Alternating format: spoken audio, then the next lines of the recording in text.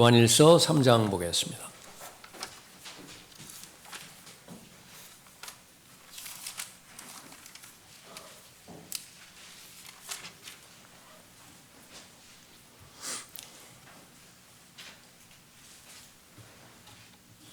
(2절) 3절을 받들어 읽겠습니다. 요한일서 3장 2절입니다. 사랑하는 자들아, 이제는 우리가 하나님의 아들들이라. 우리가 어떻게 될 것인지는 아직 나타나지 아니하였으나 그가 나타나시면 우리가 그와 같이 되리라는 것을 아노니, 이는 우리가 그분 그대로 그분을 볼 것이기 때문이라. 그분 안에서 이 소망을 가지는 사람은 누구나 그분이 정결하신 것처럼 자신을 정결케 하느니라. 소망이 주는 능력이라고 하는 제목으로 말씀드리겠습니다.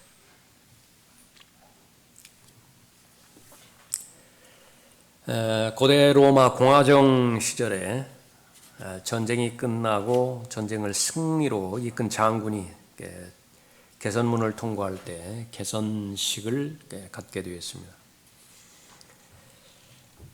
그 개선식은 고대 에투리아의 관습에 따라서 얼굴을 붉게 칠합니다. 그리고 4마리의 흰 말, 백마가 따는 그 끈은 그 마차에 이렇게 올라서 그 시내를 가로지르는 퍼레이드를 진행합니다. 요즘으로 말하면 이제 카퍼레이드가 되겠죠. 그런 대접을 받으면 누구나가 자신이 마치 신이 된 것 같은 숭배받는 그런 그 감동에 젖는다고 합니다. 그런데 한 가지 특이한 것은 그 마차에 장군 혼자만 있는 것이 아니라 노예 가운데 하나를 같이 태워서 그 개선식이 끝날 때까지 계속해서 장군에게 개인적으로 말하게 하는데, 그 말이 메멘토 모리라고 말하는 거예요. 계속 반복하는 것입니다. 메멘토는 remember에 해당하는 말이고, 모리는 die에 해당되지는 말입니다. 죽음을 기억하라. 죽음을 기억하라. 죽음을 잊지 말라라고 하는 그 말이죠. 개선장군에게 우쭐대지 말라는 경고 장치였고요. 그러니까 이 부분도 에투르리아의 그 관습에 따라서 그렇게 하는 것입니다. 그런 그 진행 과정도 그 관습이고요. 그렇게 말하는 부분도 그 종교, 에투르리아의 그 종교에 따라서 그렇게 하는 것입니다. 아무리 위대하게 웅장하게 대접을 받는다 하더라도 신이 아니라 한갓 인간일 뿐임을 잊지 말라는 것이죠. 공손하고 겸손하라라고 하는 사실을 계속해서 반복해서 경각시키는 것입니다. 수많은 사람들이 태어나서 죽는데 문제는 그 죽음을 바라보는 시각이 바로 다른 사람이 죽는 죽음을 바라볼 때의 그 시각이 있고, 내 옆에 가장 친한 사람이 죽는 죽음을 바라보는 시각이 있을 것입니다. 차이가 있겠죠. 그것과 또 다른 하나의 또 차이가 있는데, 그것은 바로 내가 죽는 것입니다. 오늘 찬송 그 후렴에 내가 제일 좋아하는 그런 그 표현 가운데 하나입니다. 나의 하나님이, 나의 하나님, 나의 하나님, 나의 주님, 나의 주님. 우리 모두의 하나님이고요, 당신의 하나님이고 사실입니다.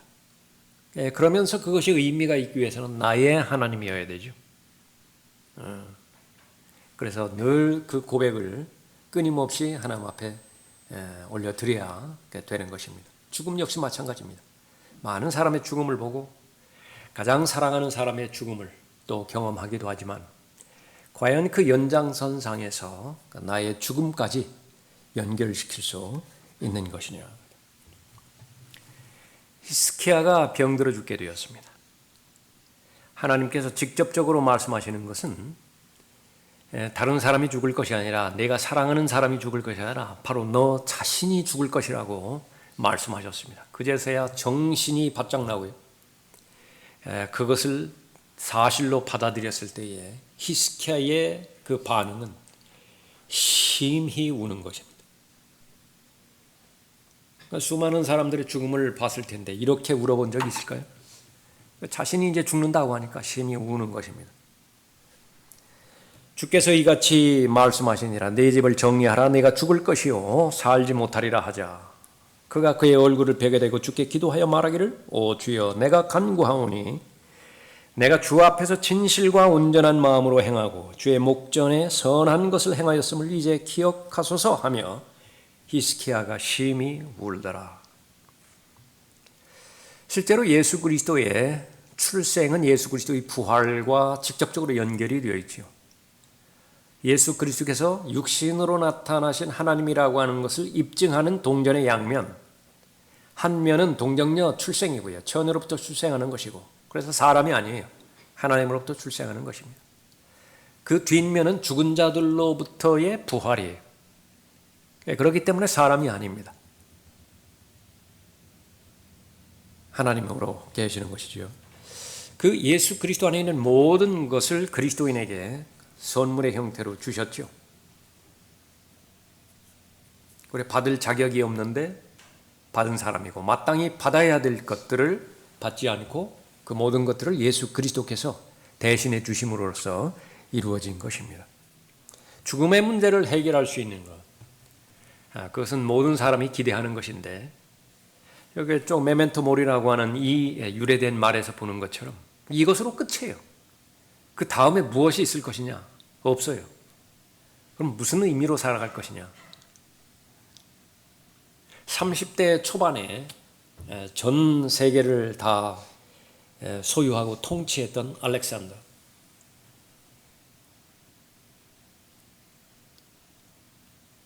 그 죽음은 한갓 이 곤충에 의해서 모기에 물려서 죽었다라고 하는 그 설이 아주 유력한 것인데 그 말라리아 걸려서 죽어버렸어요.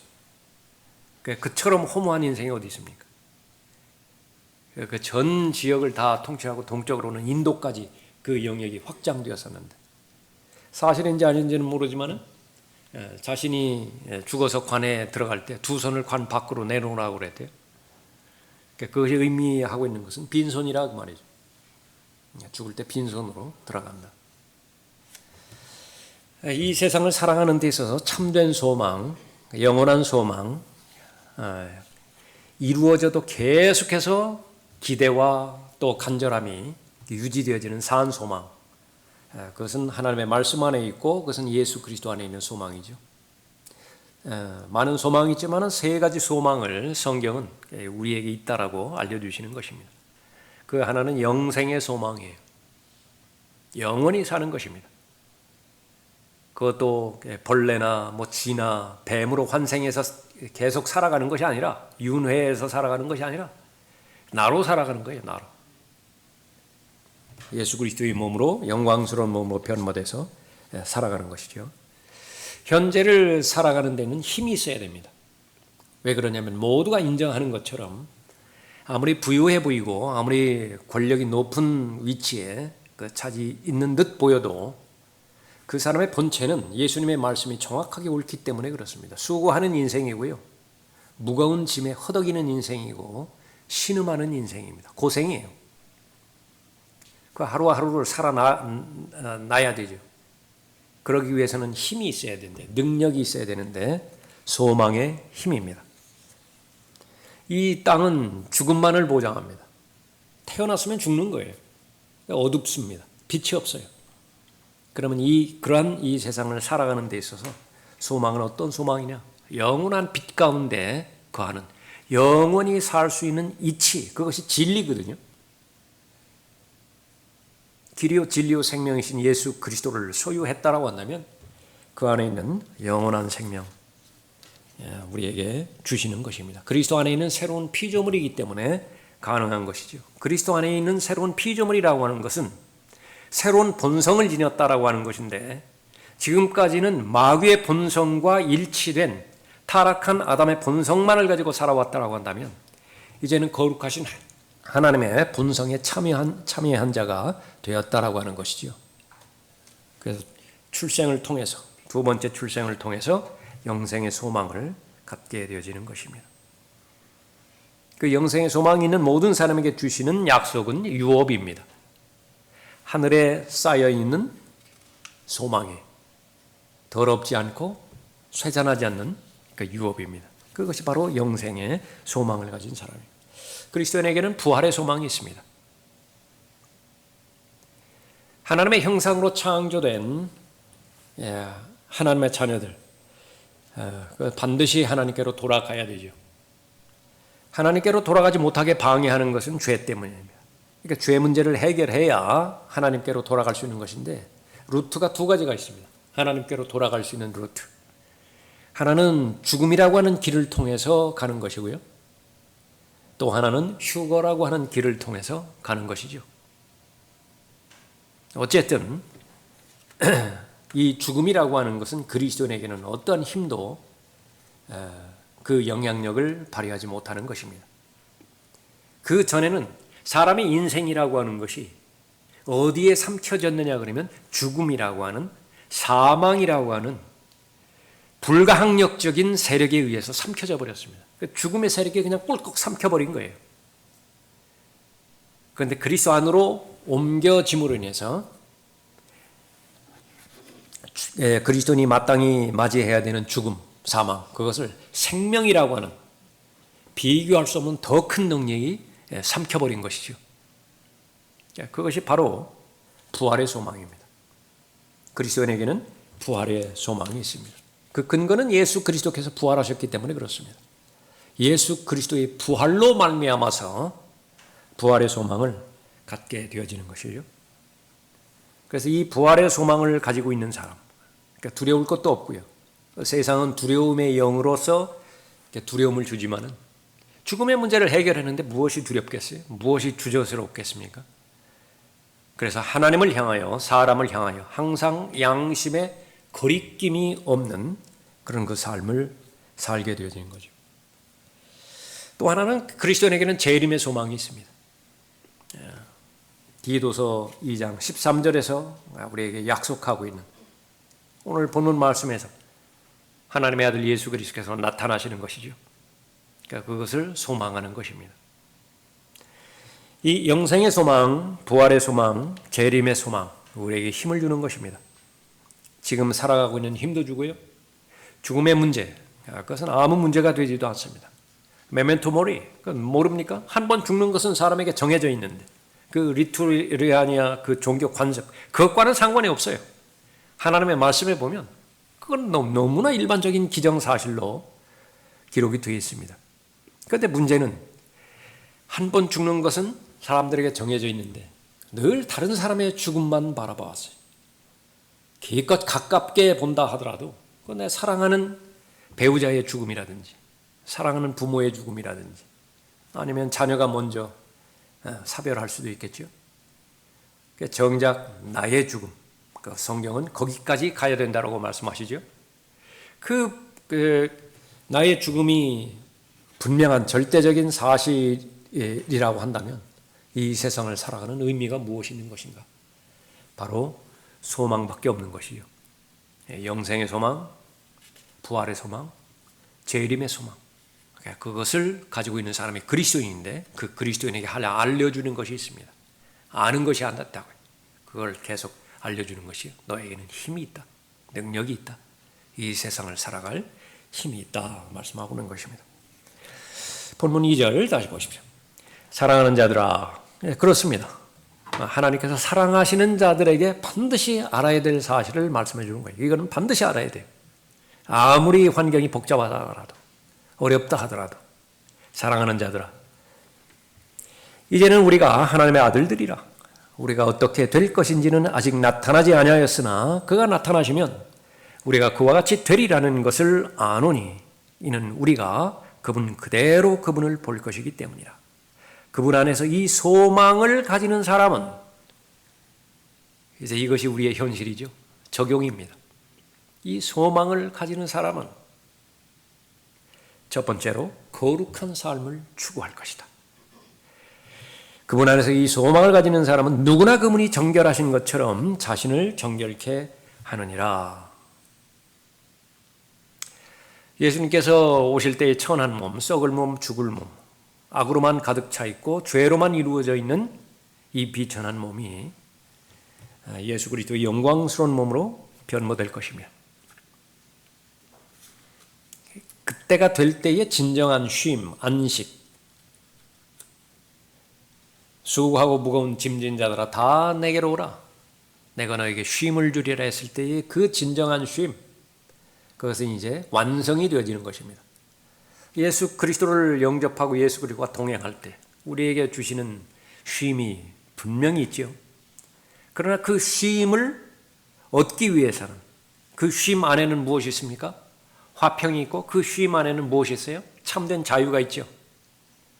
그 화평과 자유를 오늘도 지키고 내일도 유지하기 위해서는 24시간 보초를 서야 돼요.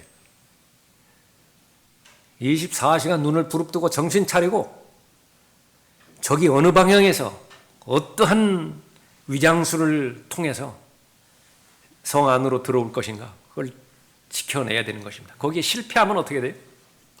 자유는 날아가는 거예요. 누구나 정복당하면 정복하는 자의 종이 되는 거예요. 노예가 되는 것이라. 그러나 바로 예수 그리스도께서 오시게 되어지면 그 경계 근무에서 이제 해방되는 것입니다. 죄와 싸우는 영적 전쟁, 이제 완전히 종결되어지는 것입니다. 나이가 들면서 면역력이 약화가 되어지죠. 이 면역력이 약화가 되어지면 바로 어느 장기 할 것 없이 모든 것이 다 쇠퇴하기 시작하되죠. 다 무너지기 시작합니다. 그 기능들이. 그래서 결국은 죽게 되어지는 것인데 걱정할 필요 없어요. 고통, 슬픔, 죽음, 그것과는 아무런 관계없는 영광스러운 몸을 입게 되어지는 것입니다. 이제는 그의 죽으심을 통하여 그의 육신의 몸 안에서 그가 화해케 하셨으니 그가 보시기에 너희를 거룩하고 흠없고 책망할 것이 없이 드리고자 함이라. 만일 너희가 자리 잡고 정착된 믿음 안에 계속 있으면, 정착된 믿음, 다시 말하면 오늘 본문 말씀에 의하면 소망을 가진 믿음을 말하는 것인데, 영생의 소망과 부활의 소망과 예수 그리스도께서 다시 오시는 것을 기다리는 재림의 소망을 기다리는 정착된 믿음 안에 거하며,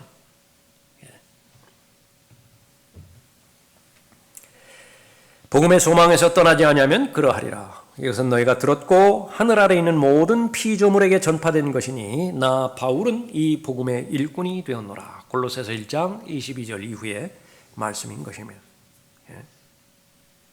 그리스도인의 삶의 현실, 한마디로 말한다라고 한다면 죄와의 전쟁이에요. 악과의 전쟁입니다. 악한 세상으로부터 성별되어지는 것을 얼마만큼 유지할 것이냐.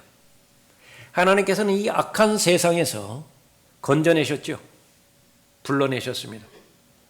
그래서 하나님의 본성에 참여하게 해주신 것을 시작으로 해서 거룩하게 해주셨습니다. 거룩한 삶을 해주셨죠. 성별된 삶이라고 하는 것을 오해해서는 안 되는 것이 위치적으로 지리적으로 이 세상으로부터 분리되어지는 삶을 말하는 것이 결코 아니에요. 수도원이 아니에요. 수녀원이 아니라. 그 위치적으로 그렇게 고립시켜 놓으면 거기는 더 더러워진 강도의 소굴이 된다고요. 가증스러운 새의 소굴이 되어버리는 거예요. 너무나 더러워요. 그렇게 되어지면. 하나님께서 세상으로부터 분리시켜서 예수 그리스도의 옷으로 또 하나님의 진리의 말씀으로 잘 무장시켜서 하나님의 전신갑옷으로 무장시켰죠. 그래서 원래 있던 곳으로 다시 보냅니다. 그것이 성별이에요. 그것이 성별이라고요. 어둠의 자녀였다가 사랑하는 아들의 나라로 옮겨주셔서 빛의 갑옷을 입혀서 빛의 자녀로서의 역할들을 다시 행하라고 보내는 거예요. 그러니까 그것이 바로 죄와의 싸움이고 거룩한 삶을 살게 하는 본질인 것입니다. 육신의 정욕, 안목의 정욕, 생의 자랑으로 이루어진 세상 다 타버릴 것임을 우리는 잘 알고 있죠. 그러면서도 왜 거기 기웃거리죠? 다 알잖아요. 저거 망할 거예요. 지금 망할 거라고. 가장 실력 있는 판정기관이 거기에 대해서 평가를 내리는데 소망 없어요. 그래서 계속 경고하는 것입니다. 더 이상 투자하지 말라고. 그런데도 계속 기웃거려요. 왜 그렇죠? 진리가 없기 때문에 그래요. 사실로 받아들이지 않기 때문에. 소망이 없는 사람, 그 소망을 바로 없어져 버릴 세상에 둘 수밖에 없습니다. 세상이 기웃거리고 세상이 부러워 보이고 세상에 편승할 기회를 찾아 나서고 부질없는 짓입니다. 그러나 주의 날이 밤에 도둑같이 오리니 그날에는 하늘들이 굉장한 소리를 내며 사라지고 우주의 구성 요소들이 맹렬한 불로 녹아내리며 땅과 그 안에 있는 일들이 타버릴 것이라. 과연 그럴까? 하나님의 말씀, 객관적인 정보에 의하면 그렇다고 한다. 베드로후서 3장에서. 그 사실을 믿는 사람도 내 주변에 있다. 심지어 내 동생도 그 사실을 믿는 것 같다. 나는 믿는가? 나의 믿음으로 가져와야 되겠죠. 그것은 뭐예요? 소망이 있으면 되는 거예요. 나에게 영생의 소망이 있고 부활의 소망이 있고 재림의 소망이 있다고 한다면 이 세상을 바라보는 하나님의 관조, 그것은 나와 동의할 수가 있는 것이죠. 그것을 어떻게 입증할 수 있어요? 다른 사람만 이 세상의 관조에 동의하는 것인지 아니면 나도 동의하는 것인지, 그 성경은 힌트를 주는 것입니다. 그것은 거룩한 삶에 달려 있어요. 내가 과연 경건한 삶을 유지하고 추구하려고 하는 것인가? 그러면 나는 그 사실을 믿는 거예요. 그러나 이 모든 것들을 다 알고 있다 하더라도, 동의하고 있다 하더라도 어제의 생활, 오늘의 생활, 또 그거에 비추어 봤을 때 내일도 별반 다르지 않을 것 같아요. 그러면 오늘 이 시간에 다시 한번 바로잡아야 된다.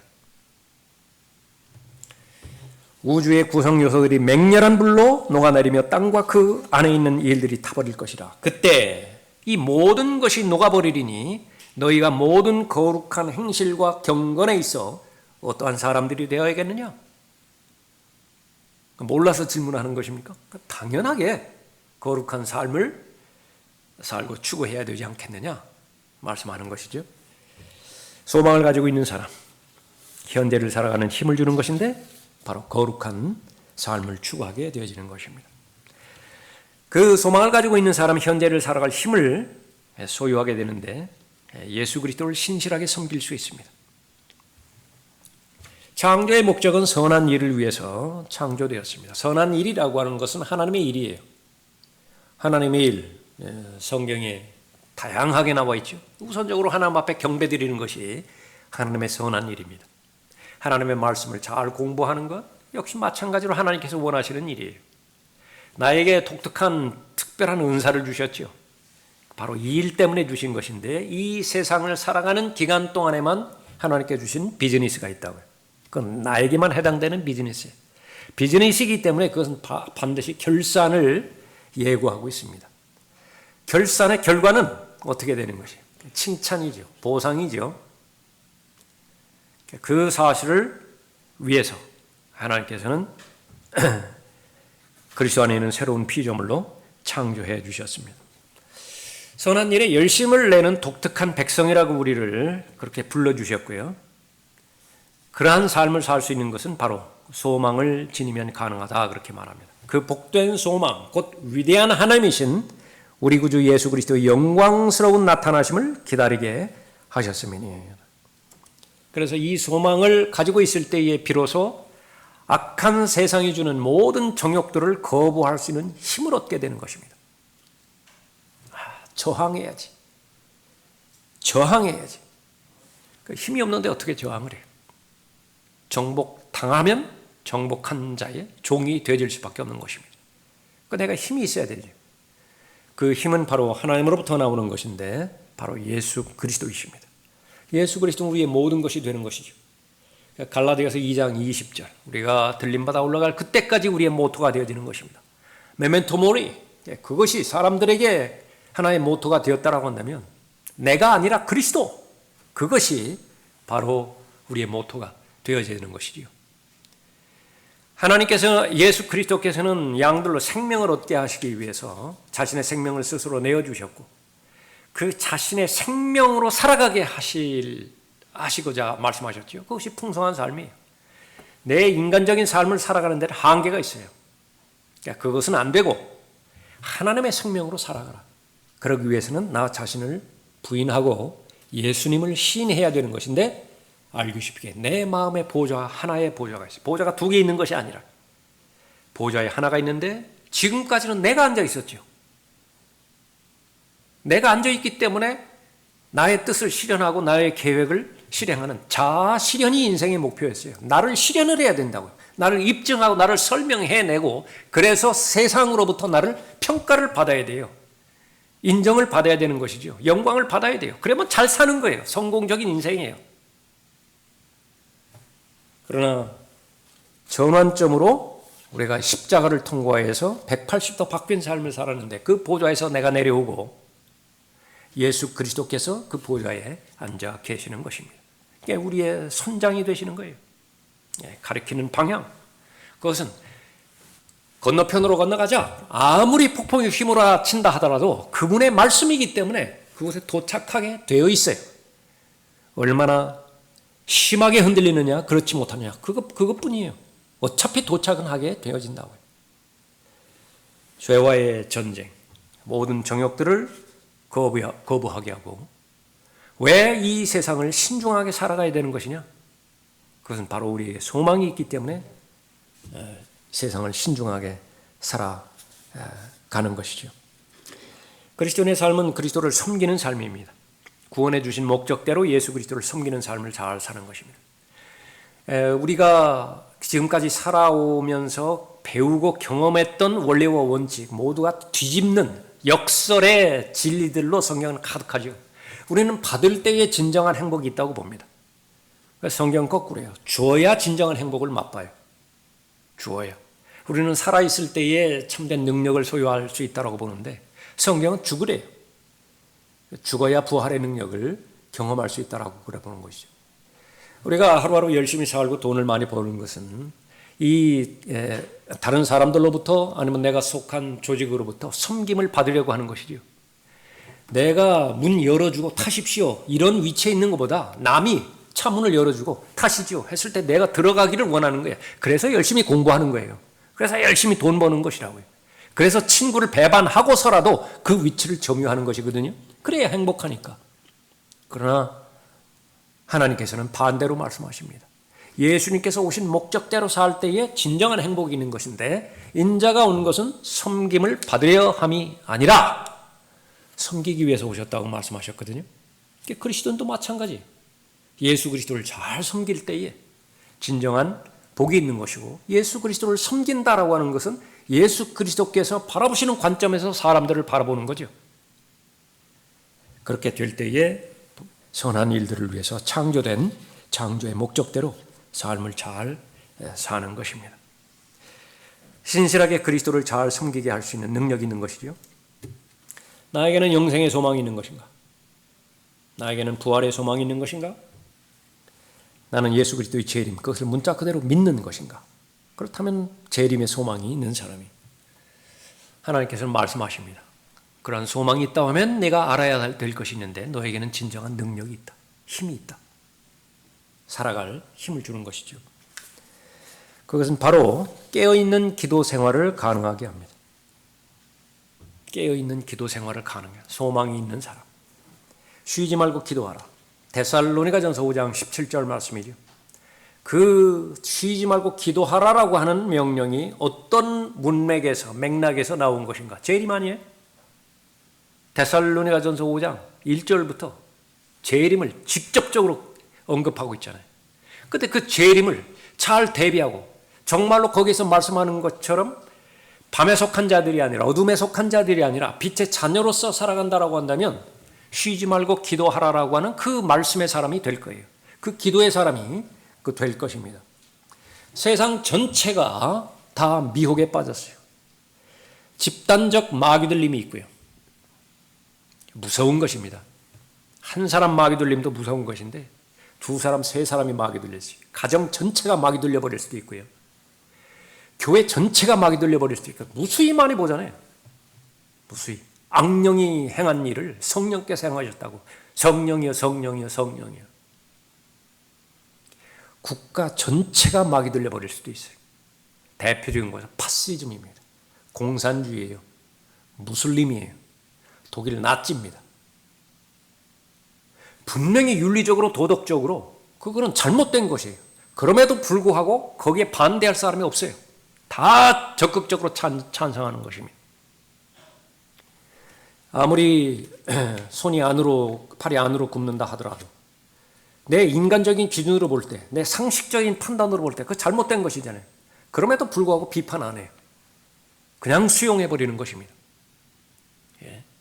정치적인 영역에서는 더 말할 것도 없고요. 지금 현대를 살아가고 있는 사람들이 짐승맛도 못한 그런 판단 가운데서 다 나라를 망치고 있는 것이라.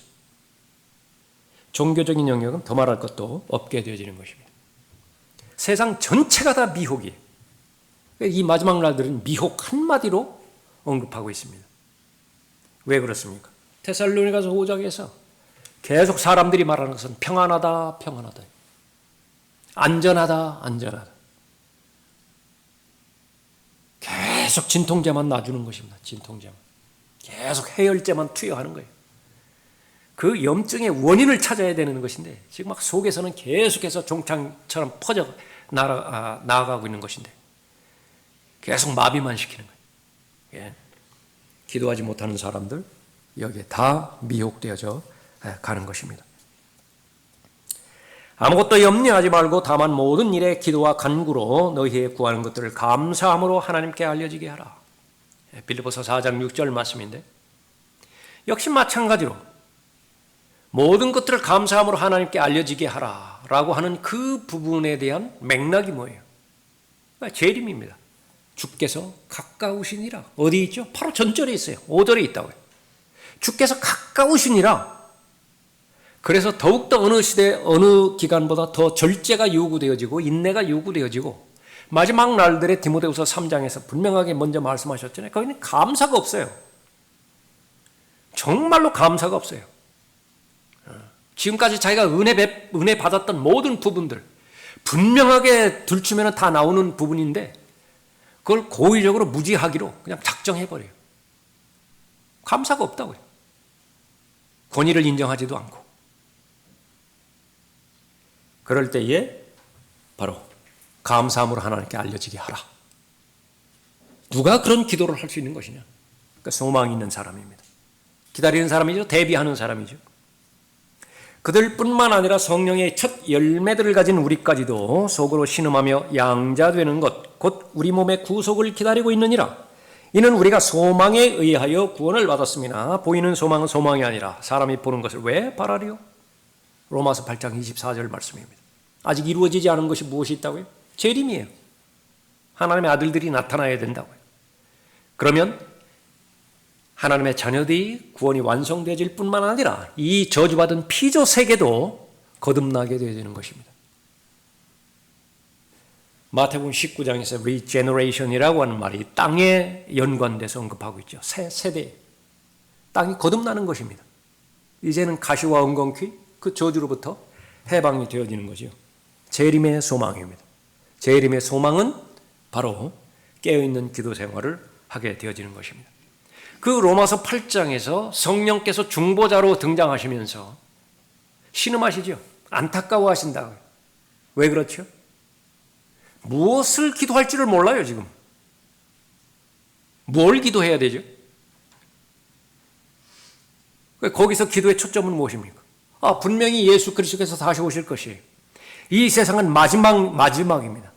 그런데 마지막에 대비하는 그 상황을 봤을 때 그것은 실망스럽기 짝이 없습니다. 소망이 없어요. 왜 그렇습니까? 다 평안하다, 평안하다. 이 세상은 작년보다 더 살기 좋아졌다. 다가오는 다음 해에는 더 살기 좋을 것이다. 아무 근거 없이. 유물론자에 의해서, 진화론자에 의해서 맹목적인 신앙이 종교계까지 침투돼서 기독교도 그런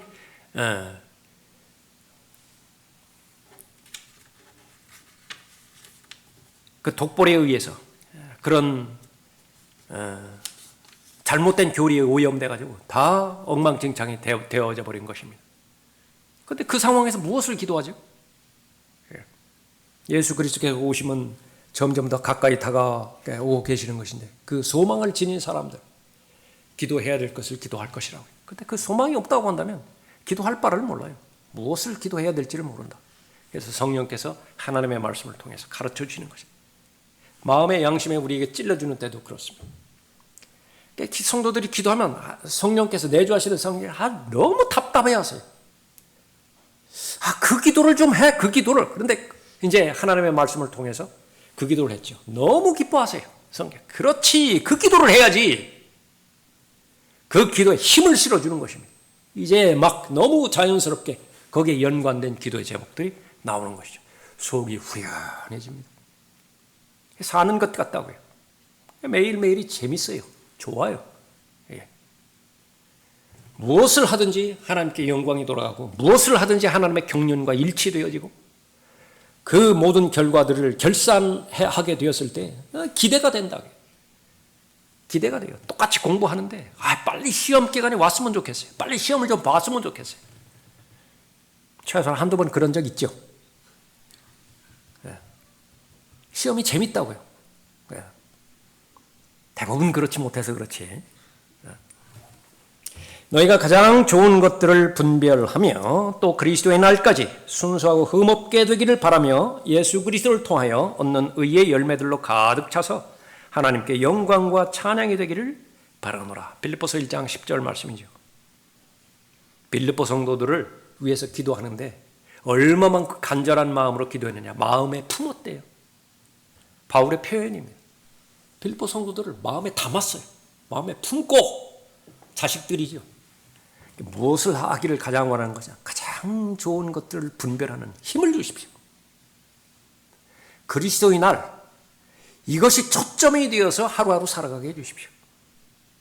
의의 열매들로 가득한 복된 삶이 되도록 하나님께서 그 성도들의 기도에 응답해 주십시오. 소망을 가지고 있는 사람입니다. 깨어있는 기도 생활을 하는 것이죠. 그를 위해서 필요한 것이 뭐예요? 건강이 없으면 어떻게 돼요? 아무리 좋은 보물이라 하더라도 성경의 원리는 질그릇이 있어야 담아요. 질그릇이 있어야 담는다고요. 아무리 설계도가 잘 나오고 아무리 그것이 아름답고 그 안에 인테리어가 만점이라 하더라도 금과 은과 보석이라고 하는 재료가 없으면 지어지지가 않아요. 건물이 지어지지가 않는다고요. 그래서 우리에게는 시간이 필요하고 반드시 공간이 필요합니다. 우리에게는 사람들이 필요하고 우리에게는 돈이 필요해요. 우리에게는 내 안에 있는 마음의 열정이 필요하고 우리는 동역자들이 필요하고 하나님의 때와 또 하나님의 계획이 실행되어질 수 있는 또 하나님의 보호하심이 위로부터 부여해 주시는 능력이 필요하죠. 이미 하나님께서 우리에게 주신 능력도 있어요. 은사로 주시기도 하고 태어날 때부터 주신 천부적인 재능이라고 그러죠. 그런 일들도 우리에게 줬어요. 그것을 사용해야 되는 거예요. 내가 할 수 있는 일을 하나님은 안 도와주세요. 내가 할 수 있는데 그거 기도할 필요 없어요. 내가 하면 된다고요. 이미 주어주셨는데.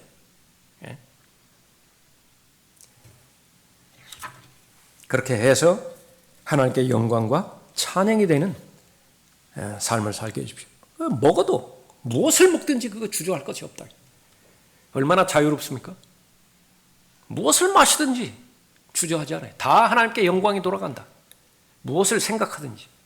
그러나 그러기 위해서는 조금 전에 살펴봤던 것처럼 계속 자신의 마음에 하나의 틈도 놓치지 않을 정도로 경계 근무를 세워야 되죠. 자신의 마음을 살펴야 되는 것입니다. 파수꾼으로서 졸지 않아야 되겠죠. 그러면 그 노력의 대가는, 그 애씀의 대가는 가장 안전한 삶을 사는 거예요. 겉에서 볼 때는 우리의 진짜 삶하고 달라요. 겉에서 볼 때 진짜 삶을 평가해 주지 못합니다. 그럼 기대도 할 필요도 없고, 그럼 그것은 상관이 없어요. 실체가 중요한 것이니. 만물의 마지막이 가까웠으니 그러므로 너희는 정신을 차리고 깨어 기도하라. 베드로전서 4장 7절 말씀입니다. 구원이 더 가까워졌음을 아는 성도라고 한다면, 여기서 말하는 구원은 예수 그리스도의 재림이죠. 정욕을 채우려고 육신을 위해 계획하지 않는다 그랬습니다. 모든 음란과 방탕, 어둠의 행위들, 그것은 벗어버려야 되고요. 여기에 만족하면 안 돼요. 나는 어둠에 기웃거리지 않는다. 나는 악한 일에 발걸음을 향하지 않는다. 그것으로 만족해버리는 때가 이때라고요. 그것만 해도 잘하는 때라고 여러 번 말씀드렸습니다. 이 세상의 세태가 그거예요. 그러나 그건 아니에요. 그건 아무 의미도 없다고요. 그거는. 오직 예수 그리스도로 옷 입어야 됩니다. 옷 입어야 돼요. 더러운 것들을 다 벗어버렸다고 한다면 이제 입어야 되죠. 악한 일을 버렸다고 한다면 선한 일로 무장을 해야 돼요. 모든 선한 일에 철저하게 구비되어서 선한 일을 위해서 창조된 독특한 백성의 신분이니만큼 그 일들을 잘 행해 나가야 되겠죠. 소망이 있으면 되는 것입니다. 그 소망을 늘 하나님의 말씀 가운데서 발견할 수 있다고 한다면 복된 성도가 되는 것입니다. 그리스도인에게는 소망을 주십니다. 영생의 소망, 부활의 소망, 재림의 소망을 주시는 것이죠. 진정한 힘입니다. 오늘 하루를 살아갈 수 있는 힘을 주는 것이죠. 그 소망을 가진 사람은 소망을 주신 하나님에 대해서 더 진지하게 알아가는 사람입니다. 다시 말하면 성경을 진지하게 공부하는 사람이에요. 우리에게 더 확실한 예언의 말씀이 있으니 날이 새어 샛별이 너희 마음에 떠오르기까지 너희가 어두운 곳에서 빛나는 빛에 주의하듯 이 예언의 말씀에 주의하는 것이 잘하는 것이니라.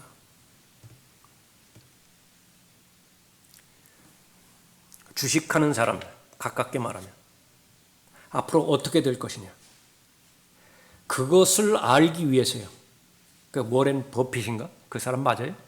그 사람하고 한 끼 식사를 하는데 우리로서는 상상할 수 없는 돈을 지불하고서 거기서 정보 하나 둘 얻는다. 그 정보 하나 둘 얻고 가서 그 주식 사는 거예요. 그걸. 근데 그거는 역시 마찬가지로 도박 아니겠어요? 그렇게 될 수도 있지만 안 될 가능성이 있다. 수많은 경제학자들이 모여서 그 최첨단 그 컴퓨터를 동원해 가지고서 앞으로 경제 예표, 예측 1, 4분기부터 시작해서 내년도 3년, 3, 4년 후에 어떻게 될 것이냐, 어떻게 하면 더 정밀한 프로그램으로 돌려서 그 계산을 찾아낼 것이냐, 그 싸움 아니에요. 그래서 어느 기간에 어느 그 영역에 투자를 하고 어느 부분에 있어서는 매매를 하고 그렇게 해서 기업을 지키고 기업을 더 발전시킬 것이냐, 그 싸움이라고요. 앞에 일들이라고요. 그래서 계속 앞을 내다봐야 돼요. 앞을 내다보고 더 내다보고. 그 사람들의 덕으로 보통 사람들, 평범한 사람들은 그 혜택을 보는 거죠. 예. 하나님의 말씀에 의하면 그러한 것들은 제한이 있죠. 한계가 있습니다. 그러나 절대 무한 하나님의 말씀에 의하면 바로 예언의 말씀, 주의하는 것이 잘하는 것이라. 어떤 사람이 그렇게 하나님의 말씀을 진지하게 공부할 수 있는 것이냐, 소망이 있는 사람이에요. 성경은 어두운 곳에서 빛나는 빛이에요. 성경. 그 빛이 어디 있는가? 하나님의 말씀을 펼치면 그 빛이 발견이 되어지는 거죠. 빛은 목적 아니겠습니까? 그 빛이 있는 곳이 저기구나 하고서 가잖아요. 등대가 바로 그런 곳 아니겠습니까?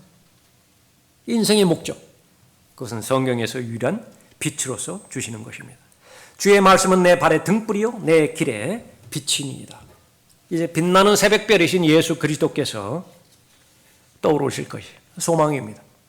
그 소망을 가진 사람, 주님께서 우리를 본향집으로 데려가실 그때까지, 구원 받았다라고 하면 다 데려가는 거예요.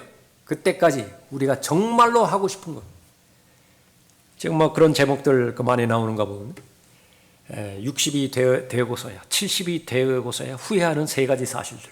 많이 이렇게 제목만이라도 들어보셨을 거예요. 보면 그리스도의 심판석에서 마땅히 받아야 되는 보상과 상과 유업, 통치권, 상속권, 그거 내 것이었다고요. 내 거. 누구의 고백입니까? 저거 내 거였다고. 저거 내 거였다고. 원래가 내 것이었어요. 그런데 이 고백을 하는 자리가 이 세상이 아니에요. 어디라고요? 그리스도의 심판석에서 그 고백을 한다니까요. 다름 아닌 에서입니다. 에서. 히브리서 11장에 나오는 에서는 바로 마땅히 자신의 것으로 주장하고 자신의 유업으로 합당한 삶을 살았을 때 자신의 것이 되어야 되는데 팥죽 한 그릇에 다 팔아버렸어요. 분별력이 없죠. 소망이 없기 때문에 분별력이 있을 리가 없죠. 망해버렸어요. 구원은 받았지만 눈물을 흘리기까지 해서 후회했지만 기회는 놓쳐버렸다. 과연 누가 그 권면의 말씀을 받을 것이냐? 그것은 바로 인생의 목적을 하나님께서 말씀하시는 그 목적대로 잘 받아들이는 사람인 것입니다. 영생의 소망, 부활의 소망, 재림의 소망. 이것은 있어도 되고 없어도 되는 것이 아니라 죄와 맞서서 싸워 이기기 위해서는 반드시 이 소망을 가지고 있고 확인해야 되고 주장해야 되는 것입니다. 결국은 그것이 반복될 때 누릴 것이라고요. 향유할 것이라고요. 아, 나에게 이런 소망이 있구나. 그 성경을 진지하게 공부한 사람의 그 결과는 바로 성경에서 주시는 복극을 나누어 갖는 사람이죠. 나누어 갖잖아요. 이 소망, 나에게만 소망이 아니라 당신에게도 소망이 되어야 됩니다.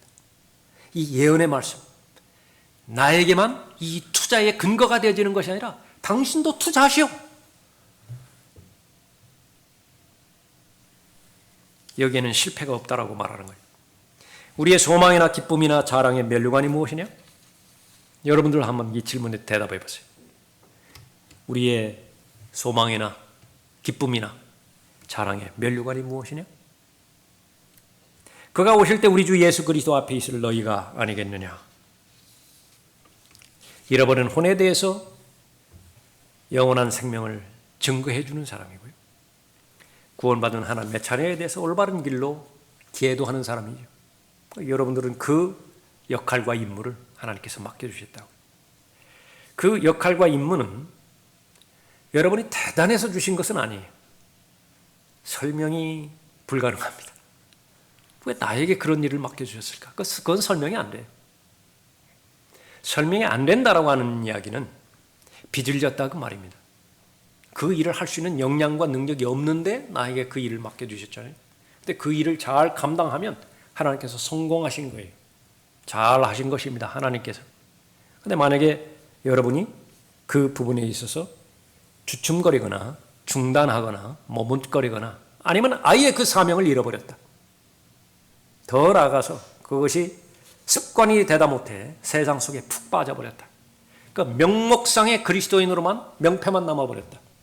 그러니까 하나님께서 그 표대를 옮겨버리십니다. 하나님께서 촛대를 옮겨버리실 수 있는 하나님이시죠. 바울은 그것을 고린도전서 9장 27절에서 두려워했던 것 아니겠습니까? 버림받는 것, 더 이상 하나님으로부터 쓰임받지 못하는 것.